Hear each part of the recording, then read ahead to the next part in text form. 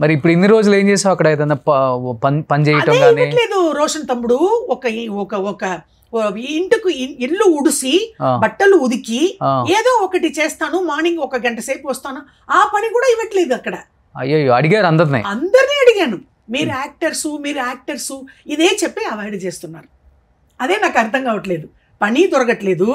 ఎలాగ నేను గ్యాస్ అయిపోయింది, ఎక్కడ డబ్బులు ఉంటే గ్యాస్ తెప్పించుకోవాలి, ప్రొవిషన్స్ అండ్ రేషన్స్ తీసుకోవాలి. ఎట్లా 1000 రూపాయలు అద్దె, 10,000 అద్దె ఇక్కడ కష్టమని వెళ్ళిపోయాను హైదరాబాద్ నుంచి. కారైకుడిలో 1000 రూపాయలకే వీల్లేది. పని కూడా ఇవ్వట్లేదు, ఇంట్లో పని చేస్తా అన్న ఎవరు ఇవ్వట్లేదు నైనా. సేమ్ పొజిషన్ మన ఇంటర్వ్యూ ఎప్పుడు మద్రాసులో వచ్చి చేసుకున్నావో దానికంట కిందికి వెళ్ళిపోయాను.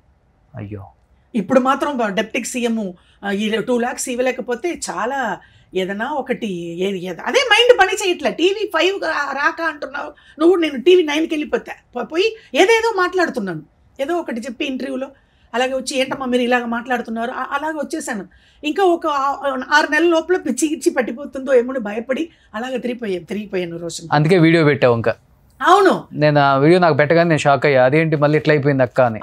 అందుకే నీకు కాల్ చేసి మాట్లాడకుండా వీడియో పెడుతున్నాను. అప్పుడు నీ నంబరు అన్ని వెళ్ళిపోయి ఎవరన్నా అడిగితే నీ నంబర్ ఇచ్చేస్తారు. ఆ బుర్ర పని చేయట్లేదు.